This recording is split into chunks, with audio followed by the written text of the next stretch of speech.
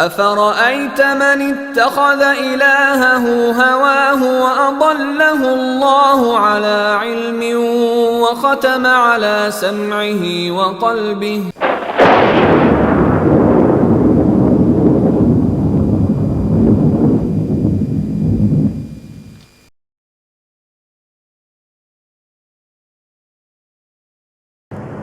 الحمدللہ وحدہ والصلاة والسلام علی من لا نبی بعدہ وعلی آلہ واصحابہ الذین اوفوا عہدہ اما بعد فاعوذ باللہ من الشیطان الرجیم بسم اللہ الرحمن الرحیم اللہ ولی الذین آمنوا یخرجهم من الظلمات الی النور صدق اللہ العظیم وبلغنا رسولہ النبی الکریم نحن ولا ذلك لمن الشاهدين والشاكرين والحمد لله رب العالمين رب اشرح لي صدري ويسر لي امري واحلل عقدة من لساني يفقهوا قولي سبحانك لا علم لنا الا ما علمتنا انك انت العليم الحكيم اللهم صل على سيدنا ومولانا محمد وآله وصحبه وامته اجمعين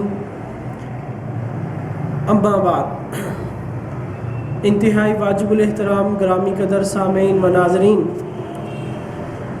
الحمدللہ اللہ تعالیٰ کی توفیق سے یہ سلسلہ شروع کیا ہے کہ پروفیسر ڈاکٹر طالب الرحمن نے جو اپنی کتاب دیوبندیت میں اکابر علماء اہل سنت علماء دیوبند کے خلاف کفر اور شرک کے فتوے لگائے ہیں اور جن بنیاد اور جن دلائل کی وجہ سے ان کو مشرک ثابت کیا ہے، اس کا الحمدللہ میں جواب اللہ تعالیٰ کی توفیق سے دے رہا ہوں، اور اسی کے سلسلے میں آج بھی ہماری نشست ہے۔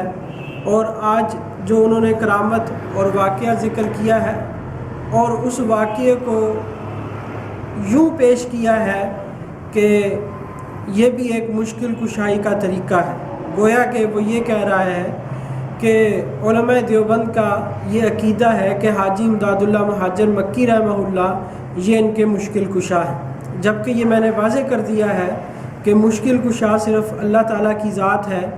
وہ میں نے حضرت تھانوی رحمہ اللہ کی کتاب سے بہشتی زیور سے عقیدوں کے بیان سے یہ میں نے دکھلا دیا تھا۔ تو آج میں ابھی کرامت پڑھتا ہوں، پھر اس کے بعد انشاءاللہ العزیز اس کا میں تفصیلی جواب دیتا ہوں۔ تو یہ آپ ملاحظہ فرمائیں، یہ کتاب دیوبندیت، اس میں انہوں نے ایک واقعہ نقل کیا ہے اور عنوان دیا ہے منہ زور گھوڑے کو غائب کرنا۔ اس میں انہوں نے لکھا ہے کہ بالی زندی مولوی بازار کے ایک صاحب آزادی سے قبل ڈھاکہ سے شیلانگ بذریعہ موٹر جا رہے تھے۔ صوبہ آسام کا اکثر حصہ پہاڑی ہے، اس میں موٹر یا بس چلنے کا جو راستہ ہے وہ بہت تنگ ہے، فقط ایک گاڑی جا سکتی ہے، دو کی گنجائش نہیں۔ یہ صاحب حضرت کے مرید تھے۔ جب نصف راستہ طے ہو گیا تو دیکھا سامنے سے ایک گھوڑا بڑے زوروں سے آ رہا ہے۔ اس شخص اور دیگر تمام حضرات کو خطرہ پیدا ہوا کہ اب کیا ہوگا۔ موٹر روک لی، لیکن اس کے باوجود بھی بڑی تشویش تھی، کیونکہ گھوڑا بلا سواری بڑی تیزی سے دوڑا آ رہا تھا۔ راوی کا کہنا ہے کہ اس شخص نے اپنے دل میں سوچا کہ اگر پیر و مرشد ہوتے دعا کرتے۔ ابھی اتنا سوچا ہی تھا کہ حضرت شیخ گھوڑے کی لگام پکڑ کر کہیں غائب ہو گئے۔ انفاس قدسیہ صفحہ 186۔ یہ واقعہ انہوں نے نقل کیا اور اس کے بعد تبصرہ کسی کی کتاب سے نقل کیا۔ سینکڑوں میل کی دوری سے دل میں آنے والی سوچ کو سننا ہی نہیں بلکہ معلوم کر کے مرید کو کسی جگہ پر ضرورت پیر ہے، وہاں پلک جھپنے میں پہنچ کر منہ زور گھوڑے کی لگام پکڑ کر غائب ہو جانا کہ کہیں مرید کو حادثہ پیش نہ آ جائے، مشکل کشائی نہیں تو اس کو کیا نام دو گے۔ اب یہ انہوں نے کرامت لکھی ہے اور اس کے بعد جو ہے یہ انہوں نے کہا ہے کہ یہ مشکل کشائی، گویا کہ غیر اللہ کو مشکل کشا مان رہے ہیں۔ اب سب سے پہلی بات تو یہ ہے کہ یہاں مرید کا جو عقیدہ ہے وہ بھی یہی ہے کہ اگر یہاں پیر و مرشد ہوتے تو وہ دعا کرتے انہوں نے یہ نہیں کہا کہ پیر و مرشد ہوتے تو وہ ہمیں بچا لیتے، پیر و مرشد اگر خود بھی موجود ہوتے تو وہ بھی اللہ جل شانہ سے دعا کرتے کہ اللہ تعالیٰ ہمیں اس مصیبت سے بچا لے۔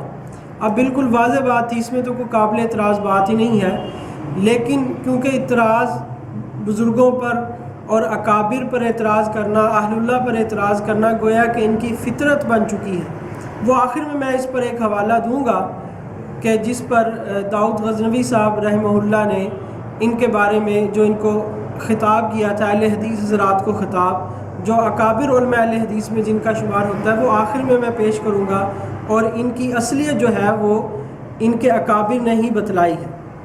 اب دیکھیں، سب سے پہلی بات تو یہ ہے کہ اللہ جل شانہ جب کسی کی مدد فرماتے ہیں تو اللہ تبارک و تعالیٰ مختلف طریقوں سے مدد فرما دیتے ہیں۔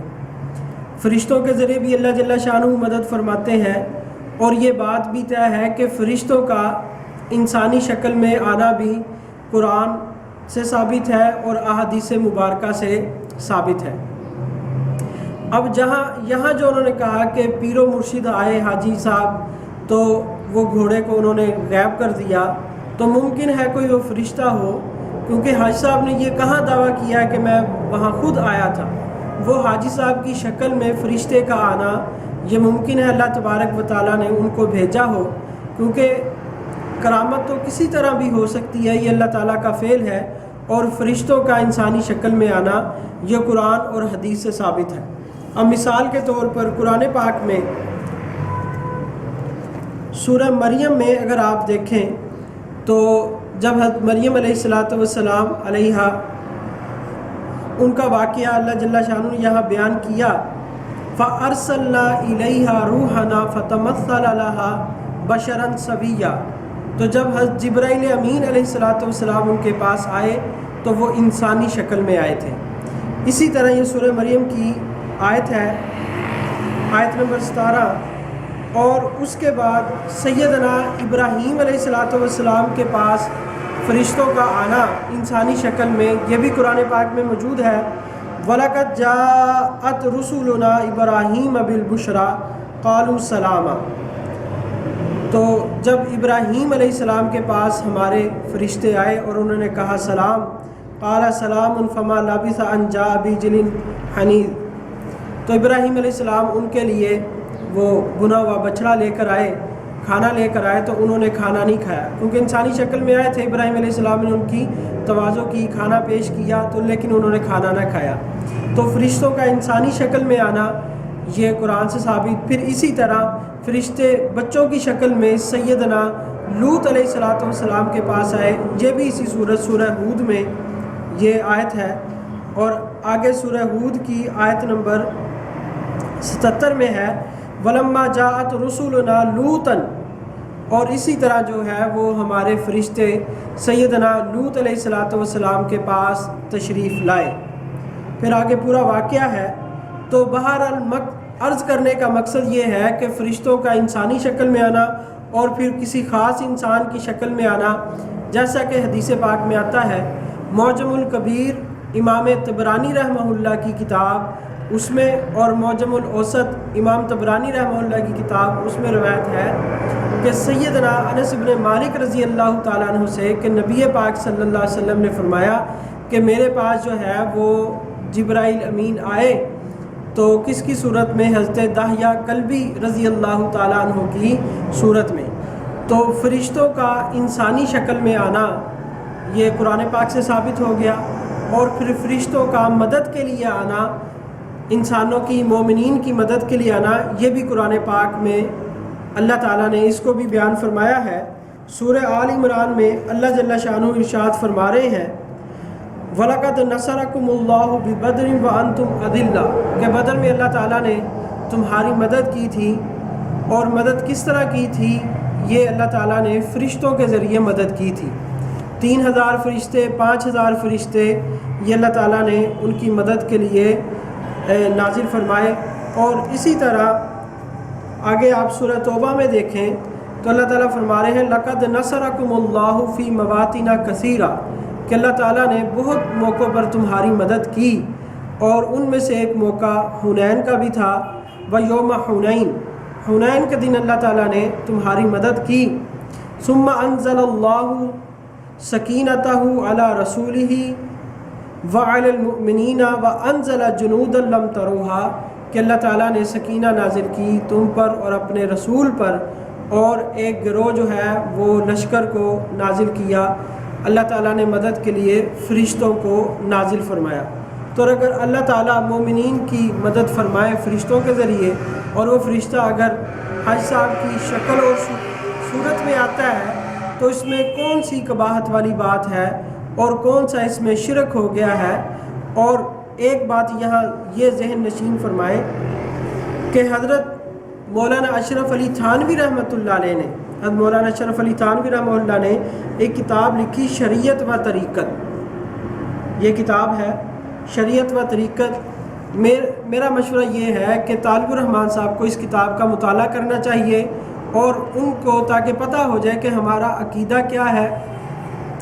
इसमें हज़रत थानवी रहमतुल्लाह ने बड़ी वाज़ेह तौर पर ये बात लिखी है, मैं आपको पढ़ के सुनाता हूँ।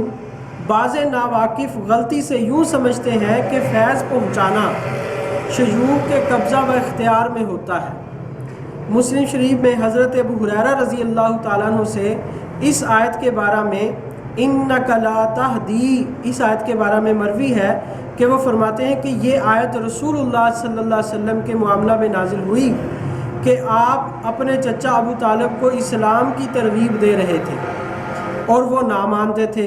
इस हदीस से इस गलती की पूरी इस्लाह होती है कि जब रसूलुल्लाह सल्लल्लाहु अलैहि वसल्लम के इख्तियार में ना हो तो औरों में तो इसका कब एहतिमाल हो सकता है।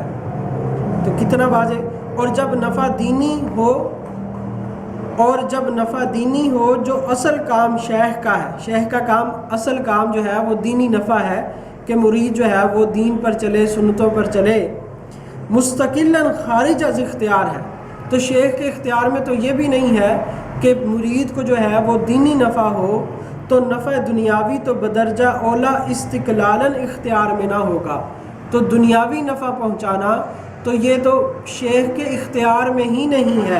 यह थानवी रहमतुल्लाह ने ये बात लिखी है, ये आप इसको मुलाहिज़ा फरमाएँ और गौर से पढ़ें कि ना दीनी नफ़ा शेख के इख्तियार में है और ना ही दुनियावी नफ़ा शेख के इख्तियार में होता है।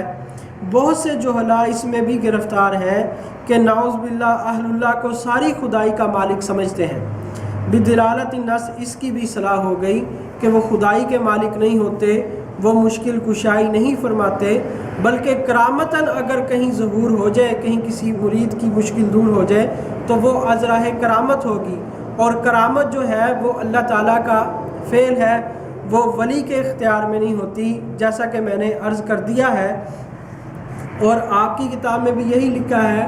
और बाज़ दफ़ा तो करामत इस तरह होती है कि साहिब करामत को उसका इल्म भी नहीं होता, साहिब करामत को उसका इल्म ही नहीं होता। जैसा कि करामात अहले हदीस से मैंने ये हवाला पढ़ दिया था कि जो उन्होंने 10 नुकात लिखे थे, उसमें एक नुक्ता ये भी लिखा था कि बाज़ दफ़ा करामत जो है वो ज़ाहिर होती है लेकिन साहिब करामत को इसका इल्म नहीं होता। तो ये वाक़या जो है इसमें किसी तरह का कोई शिरक नहीं पाया जाता। ये अल्लाह तबारक व तआला की एक कुदरत का एक ज़हूर है। और ये इस वाक़े में इस बात पर भी दलील है कि अल्हम्दुलिल्लाह जो अकाबिर उलमा अहले सुन्नत उलमा देवबंद है वो अल्हम्दुलिल्लाह अल्लाह के वली हैं और अल्लाह तबारक व तआला अपने वलियों की मदद फरमाते हैं और उनके एज़ाज़ और इकराम के लिए कभी ज़हूर करामत भी होती है। और शेख इब्न तैमिया रहमतुल्लाह फरमाते हैं कि ये जो करामत होती है, ये करामात, इस तरह की करामात का ज़हूर होना, ये औलिया अल्लाह से सादी ज़हूर होती हैं और औलिया अल्लाह की शान तो इससे भी बढ़कर है। ये तो कोई बात ही नहीं है कि किसी की मदद कर देना और उसकी मुश्किल को दूर कर देना। इब्न तैमिया रहमतुल्लाह फरमाते हैं ये तो अदना सी चीज़ है और जो अल्लाह वाले की शान है वो तो इससे कहीं ज़्यादा होती है। तो इसको मुश्किल कुशाई का लेबल देकर अकाबिर उलमा देवबंद पर ना फिट किया जाए, बल्कि इसको यूँ लिया जाए कि ये अल्लाह ताला की तरफ से एक करामत थी और ये करामत का एजाज़ जो है वो अकाबिर उलमा देवबंद को अल्लाह तबारक व तआला ने अता फरमाया। پھر اس کے بعد دوسری بات یہ ہے کہ اگر اس کو ہم لیتے ہیں کہ یہ ایک مشکل کشائی کا طریقہ ہے، کہ یہ مشکل کشائی ہے، تو اور اس کو لے کر اکابر پر فتویٰ لگانا شرک کا، تو یہ ایک انتہائی جہالت کی بات ہے۔ اب ہم آپ کو آپ ہی کی کتابوں سے، اکابر علماء اہل حدیث کی کتابوں سے کچھ مشکل کشائی کے واقعات دکھاتے ہیں، تو کیا آپ وہاں بھی یہی اپنا طریقہ اختیار فرمائیں گے کہ جو طریقہ آپ کا اکابر علماء اہل سنت کے متعلق ہوا، کیا آپ اکابر علماء اہل حدیث کے متعلق بھی وہی طریقہ اختیار کریں گے؟ اور جس طرح آپ نے جو ہے اس کتاب کو لکھ کر جو مذہبی منافرت پھیلانے کی کوشش کی ہے، تو کیا اب آپ یہ کام بھی کریں گے کہ اکابر علماء اہل حدیث کے خلاف ایک کتاب لکھیں گے؟ یہ کتاب آپ نے لکھی دیوبندیت، تو وہ کتاب لکھیں آپ غیر مقلدیت، جس میں تمام اکابر علماء غیر مقلدین علماء اہل حدیث کی کرامات کو ذکر کریں، اور پھر یہی عنوان دے کر جو آپ نے یہاں عنوان دیے ہیں، کبھی مشکل کشا ان کو بنا دیا اور کبھی عالم الغیب ثابت کر کے ان پر کفر اور شرک کے فتوے ان پر بھی لگائیں، اور اس کا ایک ایڈیشن عربی میں بھی چھاپیں اور اس کو سعودیہ میں پہنچائیں، تاکہ جو ہے وہ پتہ چلے کہ آپ واقعتاً اپنے اس عقیدے میں مخلص ہیں، نہ کہ آپ صرف اکابر علماء اہل سنت علماء اہل حق کی مخالفت میں یہ کام انجام دے رہے ہیں۔ تو اب میں آپ کو آپ کی کتابوں سے ہی، اکابر علماء اہل حدیث کی کتابوں سے کچھ ایسے واقعات پیش کرتا ہوں۔ تو یہ دیکھیں، یہ کتاب کرامات اہل حدیث، کرامات اہل حدیث میں صفحہ نمبر 106 پر عنوان یہ قائم کیا ہے، کرامات مولانا سید داود غزنوی۔ اب اس عنوان کے تحت صفحہ 108 پر انہوں نے یہ کرامت لکھی ہے، آپ حضرت جد محترم مولانا عبد المجید سہدروی رحمۃ اللہ علیہ کی وجہ سے بندہ سے بہت شفقت فرمایا کرتے تھے۔ ایک ملاقات پر آپ نے مجھ سے باتیں کرتے ہوئے فرمایا کہ مولانا داود غزنوی موسم گرما میں تقریباً ہر سال خوشاب میرے ہاں تشریف لایا کرتے تھے۔ میں نے پہاڑیوں کے اوپر صحت افزا جگہ پر ان کے قیام کے لیے الگ رہائش گاہ بنا رکھی تھی۔ ان کی آمد اور ان کے یہاں قیام سے ہمیں دلی سکون ملتا تھا۔ میاں صاحب نے بتلایا، آپ بڑے ذاکر و شاکر تھے۔ ایک روز دوران سفر ہماری گاڑی ان غیر متوازن ہو کر پھسلنے لگی۔ میں بھی اسی گاڑی میں تھا۔ ہم گھبرا گئے کیونکہ گاڑی خطرے کی حالت میں تھی، مگر اب یہ دیکھیں، گاڑی جو ہے وہ تنگ راستہ تھا اور گاڑی جو ہے وہ خطرے کی حالت میں تھی، ان بیلنس ہو گئی، قریب تھا کہ گاڑی گر جائے، تو گاڑی خطرے کی حالت میں تھی، مگر مولانا غزنوی نہایت پرسکون حالت میں ذکر الہی میں مصروف تھے اور اللہ سے استمداد و استعانت کر رہے تھے، تا آ کے گاڑی قابو میں آ کر سیدھی ہو گئی۔ میں یہ دیکھ کر حیران رہ گیا کہ مولانا کی طبیعت میں ذرہ برابر فرق نہیں آیا۔ تو جب آپ کے اکابر بزرگوں کی وجہ سے گاڑی بچ سکتی ہے، تو یہی گاڑی جو ہے، ہماری جو گاڑی ہے، وہ ہمارے بزرگوں کی کرامت کی وجہ سے کیوں نہیں بچ سکتی؟ تو ادھر بھی آپ ان کو بھی مشکل کشا ہونے کا فتویٰ لگا دیں گے کہ داود غزنوی صاحب نے مشکل کشائی کی، تو آپ ادھر بھی کیا ان پر فتویٰ لگائیں گے؟ تو جب ادھر فتویٰ نہیں لگا سکتے تو پھر ادھر فتویٰ لگانے کی کوئی وجہ موجود نہیں ہے کہ جب وہاں بھی مرید صاحب یہ کہہ رہے ہیں کہ اگر پیر و مرشد ہوتے تو اللہ تعالیٰ سے دعا کرتے، تو اگر ہماری گاڑی کو اللہ نے بچا لیا ہے تو وہ ہمارے پیروں کی مشکل کشائی نہیں ہے، وہ اللہ تبارک و تعالیٰ کی مدد ہے، اور اللہ تبارک و تعالیٰ نے ان کو اس مشکل سے بچایا ہے۔ تو اب یہ آپ نے ملاحظہ فرمائی۔ اب اسی طرح ایک اور کرامت جو ہے وہ میں آپ کو اس سے بھی عجیب سناتا ہوں۔ یہ دیکھیں، تذکرہ مولانا غلام رسول کلاوی، اس کے صفحہ نمبر 237 پر ایک کرامت لکھی ہے جس میں خدائی تصرف، بقول آپ کے خدائی تصرف جو ہے وہ کیا گیا ہے۔ وہ کیا ہے ایک مرتبہ صدر الدین اور سرفراز ساکن صدرہ کمبو ایک بزرگ حافظ غلام محمد کے ساتھ مولانا کی خدمت میں حاضر ہوئے اور عرض کیا کہ ان کی زمین کا بہت سا حصہ دریا کی زد میں آ گیا ہے، اگر یہی حال رہا تو خطرہ ہے کہ ساری زمین دریا برد ہو جائے گی، آپ دعا فرمائیں کہ اللہ تعالیٰ ہمیں اس مصیبت سے نجات دے۔ اس نے کہا کہ آپ دعا کریں اللہ تعالیٰ سے۔ یہ تینوں آدمی 2 دن مولانا کے پاس ان کے گاؤں قلعہ اسلام رہے۔ تیسرے دن جانے لگے تو مولانا نے فرمایا کہ دریا کے کنارے پر کھڑے ہو کر بلند آواز سے کہنا۔ انہوں نے کہا تھا کہ دعا کریں، لیکن مولانا دعا کس طرح کر رہے ہیں؟ کیا یہ دعا کر رہے ہیں یا کیا کر رہے ہیں، یا خدائی تصرف کر رہے ہیں؟ انہوں نے کہا کہ دریا کے کنارے پر کھڑے ہو کر بلند آواز سے کہنا، یا ملائکۃ اللہ السلام علیکم من غلام رسول قلعہ والا، کہ اللہ تعالیٰ کے فرشتوں تم پر سلامتی ہو، سلام ہو غلام رسول قلعہ والے کی طرف سے۔ نیز فرمایا کہ سورہ یاسین 3 روز پڑھنا۔ فرشتے جو ہے وہ اللہ تعالیٰ کا حکم مانتے ہیں یا مولانا غلام رسول صاحب کا حکم مانتے ہیں؟ جو فرشتے دریا پر مامور تھے تو وہ تو امر ربی کے مامور ہیں یا آپ کے علماء کے امر کے مامور ہیں؟ قرآن پاک میں تو آتا ہے کہ جو اللہ تعالیٰ حکم دیتے ہیں وہ کرتے ہیں، اللہ تعالیٰ کی نافرمانی نہیں کرتے۔ تو آپ کے عقیدے کے مطابق بھی پھر کیا مولانا غلام رسول صاحب کو آپ خدائی تصرف کا اختیار مار رہے ہیں؟ ان تینوں حضرات کا بیان ہے کہ جب ہم نے مولانا کے حسب فرمان دریا کے کنارے کھڑے ہو کر ان کا سلام پہنچایا تو ہمارے دیکھتے ہی دیکھتے دریا پیچھے کو ہٹنا شروع ہو گیا۔ ہم یہ سلسلہ نہایت حیرانی کے عالم میں دیکھتے رہے۔ دریا کے یکدم پیچھے کو ہٹ جانے کے عمل کا آغاز ہمارے لیے بے حد تعجب خیز معاملہ تھا۔ اب دیکھیں یہ جو ہے یہ خدائی تصرف اور مشکل کشائی کی ایک عجیب مثال ہے۔ تو اگر آپ یہ کہتے ہیں کہ یہ بھی خدائی تصرف ہے اور اس کے خلاف بھی اگر آپ تو کفر اور شرک کا فتویٰ دے دیتے ہیں تو پھر تو ہم سمجھیں گے کہ واقعتاً آپ جو ہے وہ پکے کرامات کے منکر ہیں، اور اگر آپ اپنے اکابر کے خلاف فتویٰ نہیں دیتے تو پھر ہم یہ سمجھیں گے کہ آپ جو ہے وہ محض ضد اور عناد کی بنیاد پر اس طرح کر رہے ہیں۔ علماء اہل سنت کا بغض ہے آپ کے اندر، جن لوگوں نے دین کی خدمت کی ہے اور دین کو پھیلایا ہے ان کا بغض آپ کے دل کے اندر ہے۔ اور آخر میں ایک آپ کی کتاب خطبات و مقالات، یہ دیکھیں خطبات و مقالات، اس سے کچھ بات پڑھنا چاہتا ہوں۔ جماعت اہل حدیث سے مولانا داود غزنوی صاحب کا خطاب، اس میں انہوں نے بڑی اصلاح والی بات کی ہے اور جماعت اہل حدیث کی حقیقت اس میں بیان کی ہے۔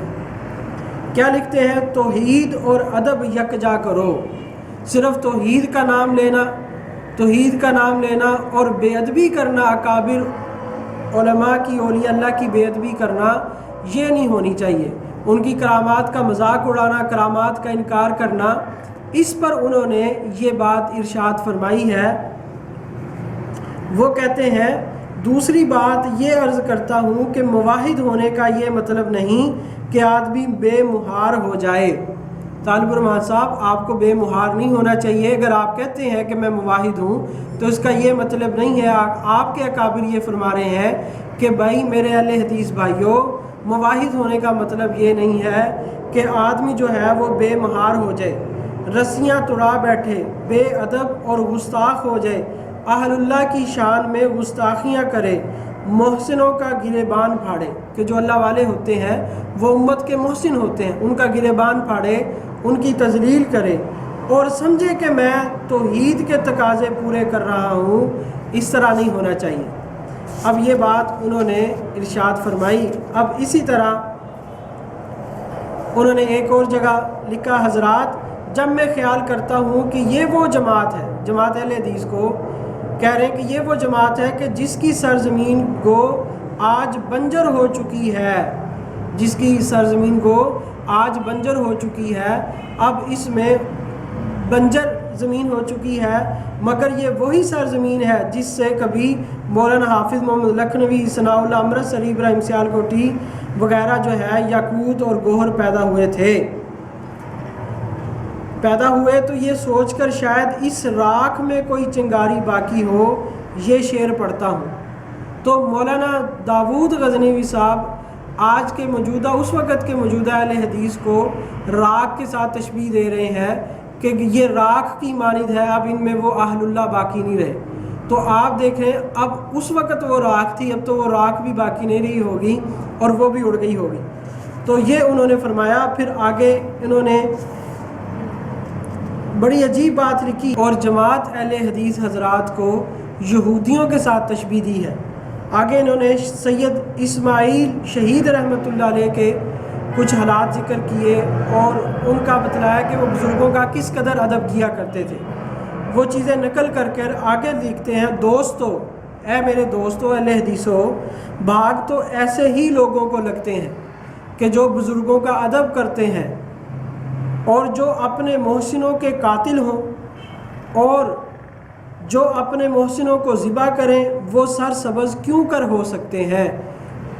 یہودی بھی یہی کیا کرتے تھے، جو لوگ ان کے محسن تھے، ان کے مربی تھے، جنہوں نے زندگیاں ان کی تربیت کے لیے وقف کر رکھی تھیں، ان ہی کو اپنا دشمن جانتے تھے، ان کے گریبان پھاڑتے تھے اور ان ہی کے قتل کے در پر تھے۔ یقتلون النبیین بغیر الحق، ناحق پیغمبروں کو قتل کیا کرتے تھے۔ اس جرم کی پاداش میں ان پر خدا کی لعنتیں برسیں اور وہ مغضوب ہوئے۔ ضربت علیہم الذلۃ والمسکنۃ وباءوا بغضب من اللہ۔ آگے لکھتے ہیں، دوستو یہ فقرہ غور سے سنیں، مواحد ہوتے ہوئے مؤدب ہونا اور مؤدب ہوتے ہوئے مواحد ہونا بہت بڑی سعادت ہے۔ تو انہوں نے فرمایا کہ یعنی کہ اب جماعت اہل حدیث جو ہے وہ اس پوزیشن پر آ گئی ہے جو یہودیوں کی پوزیشن تھی، کہ جو اپنے مربی، جو انبیاء علیہ السلام ان کی تربیت کیا کرتے تھے، جو ان کے محسن تھے، ان کی آخرت کی فکر کیا کرتے تھے، انہی کے قتل کے در پر تھے۔ اسی طرح جو ہے وہ جماعت اہل حدیث جو ہے یہود کی طرز پر چلی اور وہ اپنے مربی اور محسنوں کے جو اولیاء اللہ ہیں ان کے در پر ہے، ان کی گستاخیاں کرتے ہیں۔ تو اس بات کو آپ غور سے پڑھیں اور اپنے اندر کو جھنجھوڑیں کہ اللہ تعالیٰ نے آپ کو صرف اسی لیے پیدا کیا ہے کہ آپ اولیاء اللہ کی شان میں گستاخیاں کریں، ان کی کرامات کا تمسخر اور مذاق اڑائیں، اور یاد رکھیں جو اللہ والوں کی شان میں گستاخی کرتا ہے تو اللہ تعالیٰ کا ان سے اعلان جنگ ہے۔ من عادی لی ولیا فقد آذنتہ بالحرب، جو ولی سے دشمنی کرتا ہے تو اللہ تعالیٰ کی طرف سے اس کے لیے اعلان جنگ ہے۔ تو یہ جو آپ نے کرامت لکھی اس میں کہیں بھی کوئی مشکل کشائی والا یا شرک والا کوئی پہلو نہیں ہے، وہ تمام میں نے جو ہے قرآن سے بھی اس کو ثابت کر دیا اور حدیث مبارکہ سے بھی اس کو بتلا دیا کہ اللہ تعالیٰ کس طرح مدد فرماتے ہیں، اور پھر تیسرے نمبر پر آپ کی کتابوں سے بطور تائید کے پیش کر دیا، اور آخر میں داود غزنوی صاحب کا میں نے جو ہے وہ تبصرہ بھی پیش کر دیا ہے کہ اب وہ کہتے ہیں کہ اب اس جماعت میں سوائے راکھ کے اور کچھ باقی نہیں ہے۔ تو ابھی بھی وقت ہے قیامت کی صبح تک، قیامت تک جو ہے وہ جب تک سورج مشرق سے مغرب سے نہیں نکل آتا تب تک توبہ کا دروازہ کھلا ہے، موت تک توبہ کا دروازہ کھلا ہے۔ تو میری گزارش ہے کہ آپ اس سے توبہ کریں اور آپ نے یہ جو کتاب دیوبندیت لکھی ہے اس سے رجوع فرمائیں کہ ہو سکتا ہے یہ آپ کی نجات کا سبب اور ذریعہ بن جائے۔ سے رجوع کرنا، اس میں اولیاء اللہ کی شان میں توہین کی گئی ہے اور ناجائز ان پر کفر اور شرک کے فتوے لگائے گئے ہیں۔ اور میری تمام حضرات سے، ناظرین سے، سامعین سے گزارش ہے کہ وہ اللہ والوں کی گستاخی سے بچیں اور توحید کو بھی اپنائیں اور ادب کو بھی سیکھیں، جیسا کہ داود غزنوی صاحب جن کا شمار اکابر علماء اہل حدیث میں ہوتا ہے انہوں نے یہ بات ارشاد فرمائی۔ تو آخر میں اللہ تعالیٰ سے دعا ہے اللہ تعالیٰ ہم سب کو صحیح سمجھ عطا فرمائے، معجزات کی حقیقت اور کرامات کی صحیح فہم عطا فرمائے کہ اگر اس کو صحیح نہ سمجھا جائے تو پھر گمراہی کے دروازے کھلتے ہیں، اور اگر اس کو صحیح سمجھ لیا جائے تو پھر یہی آدمی جو ہے یہ صراط مستقیم پر گامزن ہوگا۔ وما علینا الا البلاغ المبین۔